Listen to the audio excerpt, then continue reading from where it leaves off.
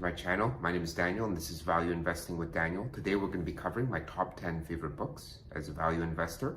I think by reading these books you can become very competent along with sort of watching YouTube videos, for example, from my channel and from the other value investors out there like Monish Babrai that put out a lot of really good content.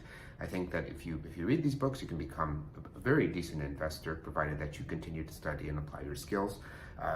I'm going to be starting off with sort of the most basic and the one that I think that everybody should start, even if you don't know anything about investing.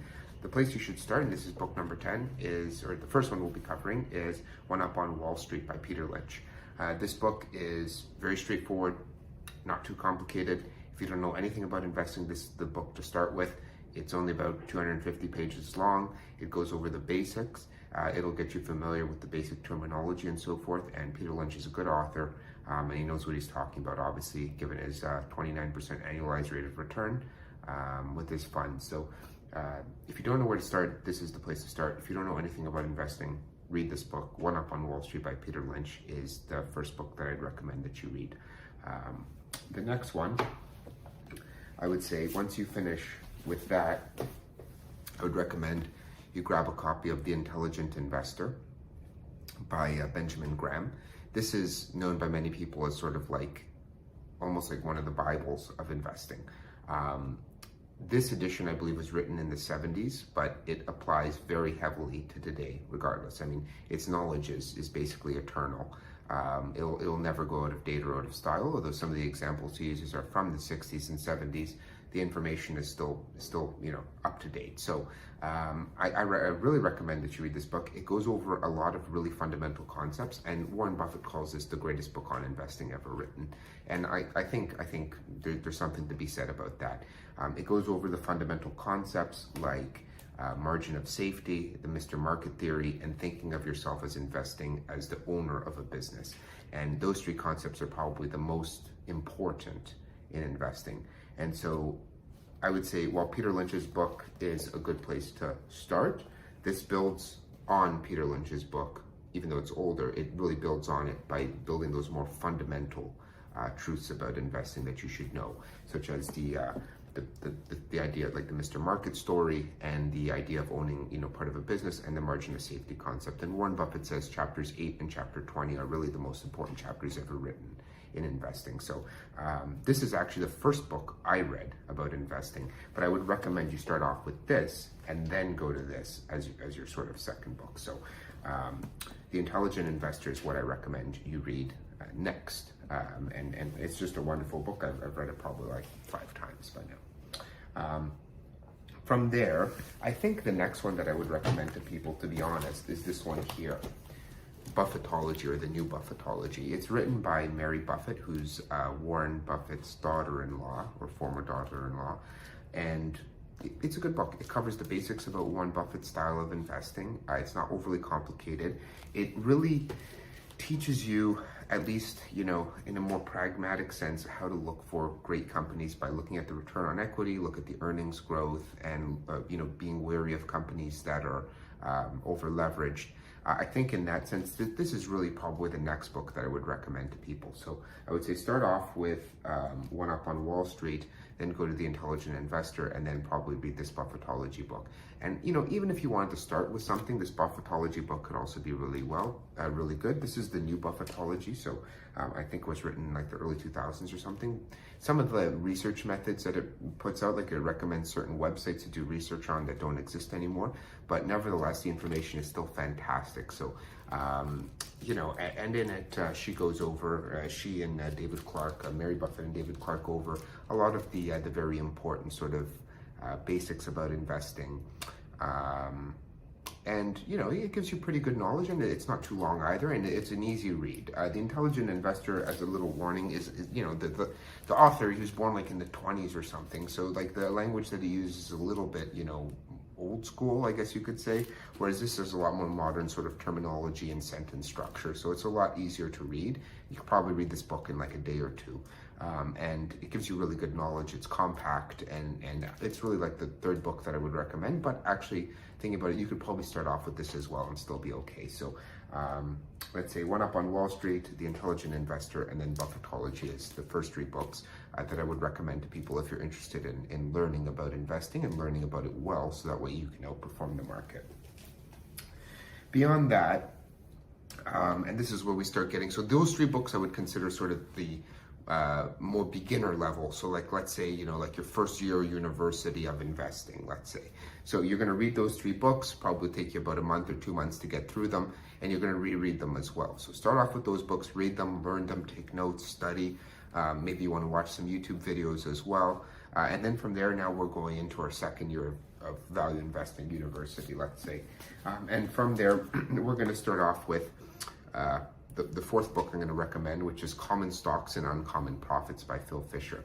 This is, so Phil Fisher is a growth investor. I guess you can say he's not really a value investor conventionally, but what his book delineates really well is what you need to do to be able to find excellent companies. So he gives his strategy for discovering growth companies, and that strategy is applicable to us as value investors who are looking for companies that are able to grow their earnings and free cash flow very, very well over a 10 or 20 year period. So some of the strategies that he looks for, such as evaluating management and so forth, are not ones that are really touched on by Benjamin Graham. And that's why Warren Buffett said that, Warren Buffett considers himself 80% Benjamin Graham and 20% Phil Fisher.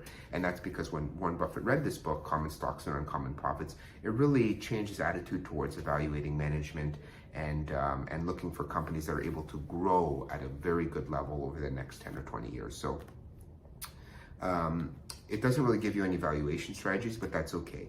Too many people get really focused on valuation and don't focus enough on actually evaluating the company. So forget valuation, focus on evaluation, which is looking at how good the company is, what are its growth prospects and so forth. And then once you determine that the company is good by the methods that Phil Fisher really suggests, then we can look at, what is it worth and what's it selling for, and can we get a margin of safety really in our purchase price. So this is more, the Common Stocks and Uncommon Profits is really a qualitative book. There's no numbers in it really. Whereas, Buffettology is more so like looking at, return on equity, is it rising? Looking at the earnings per share, is it rising? Can we project the earnings per share and the return on equity and so forth? And can we project the equity base and all these other more numerical and quantitative side of things? Whereas this is purely qualitative. So it provides us with a good balance.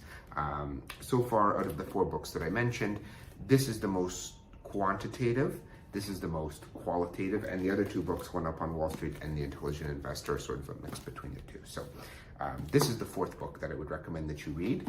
I wouldn't recommend that you read it first, only because, it's purely qualitative. Although qualitative is extremely important, you don't want to buy companies at bad prices. So this is the 4th one. Once you get an understanding of, let's say, valuation and the margin of safety concept from the other books, then I would recommend you go and read Common Stocks and Uncommon Profits by Phil Fisher.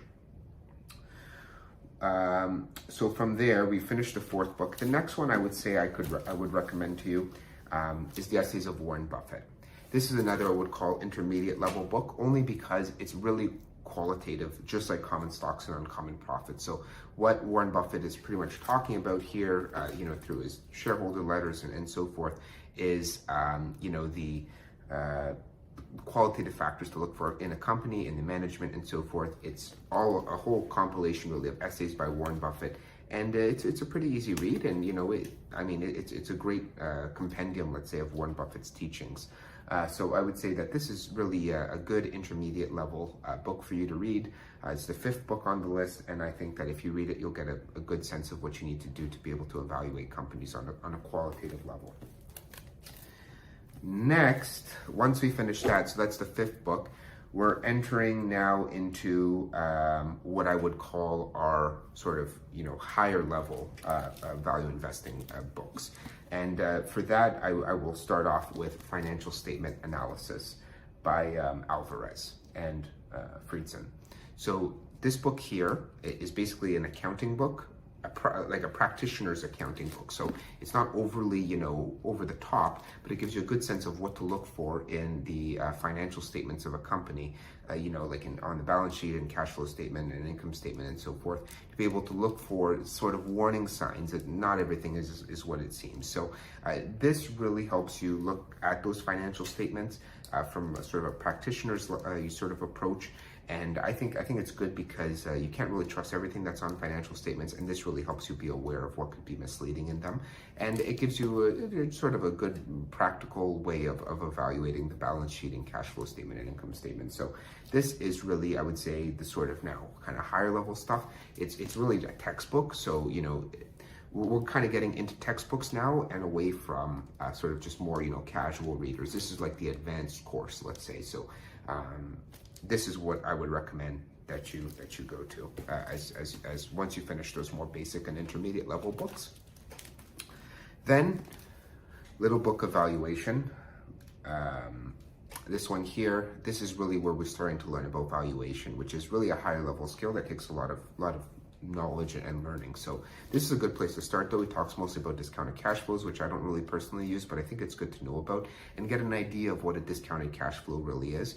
Because once you understand the concept of discounted cash flow and the cash flows being what really determines the value of a business, you can sort of do them in your head fairly quickly, and this gives you the ability to do that. So the little book of valuation is good. I recommend that you read it, and this will really set the foundation for valuation for the next books that we're going to read, which are really complicated, and I would say sort of top tier kind of I guess master's degree or PhD graduate level of value investing knowledge. So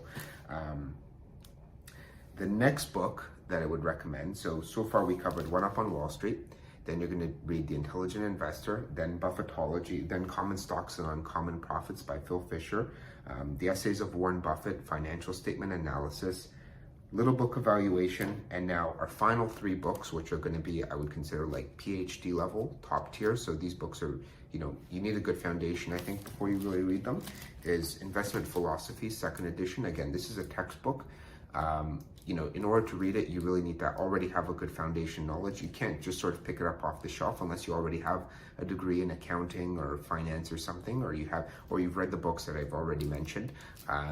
You'll just get bored because you won't understand what he's talking about unless you have a good foundation. But this is the one that I would recommend after. And he really talks about different investment philosophies like value investing, growth investing, even technical analysis. And just analyzes them from sort of a very academic standpoint. But there is a good chunk of the book that's about value investing, which I think is very high quality, and portfolio management and so forth, that I think is definitely worthwhile and worth reading. So I think next, like, this is sort of the first book in the really advanced series that I would recommend for you. Not that it's really advanced, it's just that you need to have a good foundation before you really dive into this level of material. Then we got the Bible, which is security analysis. This is a read. Like, this is tough. This is about 1,000 pages, at least, because some of the material's been sort of cut out and placed on the CD. This is the second edition, this is the sixth edition, which is based on the second edition. But the edition that I would recommend that you read is the fourth edition, which is the last one that was published by Benjamin Graham. This is the sixth edition, but it's based on the second edition with then some more modern authors adding material. If you want the final version by Benjamin Graham, I recommend you pick up the fourth edition of this book. I think it's even longer, to be honest. And but so the thing is, it's long, but like about a third of the book is about like bond analysis, which for this channel doesn't matter. I don't really know much about that, so I just kind of skipped the chapters about bond analysis and just focused on the ones about common stocks. But even if you just look at the common stock chapters, you're talking about like 500 pages of textbook material. So there's a lot of content in here, but I think that once you get sort of the basics of what he's talking about, it's definitely a good book that's still worthwhile to read despite being published. Well, the fourth edition was published in 1962. This edition, I think, I can't remember when the sixth edition was published, but the fourth edition is 1962. So I think it's definitely still a good read. And finally, which is my favorite book personally. This is in my opinion the best book about value investing out there. It is, or definitely one of the best. It's Value Investing by Bruce Greenwald and Jude Kahn. It is the textbook for the University of Columbia's value investing course, and it covers basically everything that you need to know about valuation. It also covers what to look for to find great companies. There's a chapter dedicated specifically to, to good companies and what to look for. It helps you analyze moats. It helps you evaluate the companies in a very unique way that doesn't rely on sort of discounted cash flow statement or discounted cash flows. And I think that, this is really, if you're talking about value investing, the best book, this is the best book on value investing out there, no doubt in my mind. But you really need the foundation from the other books to be able to understand it, because it is a textbook. So I wouldn't start here. I would start, like I said, One Up on Wall Street, The Intelligent Investor, Buffettology, Common Stocks and Uncommon Profits, and then I would sort of dive into this more advanced material. But this is definitely a fantastic book. I really recommend it. If you're interested in value investing and being a good investor, this is the book you gotta read. This is the book you gotta read, because the strategies for valuation and for evaluating and finding great companies that are in this book are second to none. So that is the final one that I recommend, and in my opinion, the best.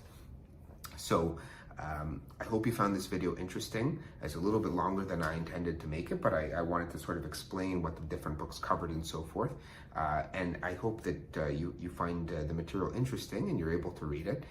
If you don't know anything about investing, definitely start off with One Up on Wall Street.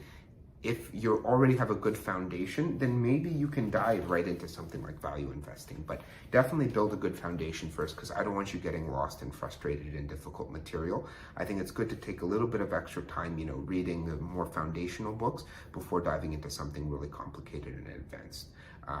But yeah, let me know in the comments what books you guys think are really good. I didn't cover obviously everything. I mean, there's hundreds of books about value investing and Warren Buffett out there. Take for example, The Warren Buffett Way is another great book, a good foundational book. But I only decided to cover 10 today. So let me know in the comments what books you guys think are good. I hope you enjoyed the comment. Please like and subscribe. Talk to you guys another time.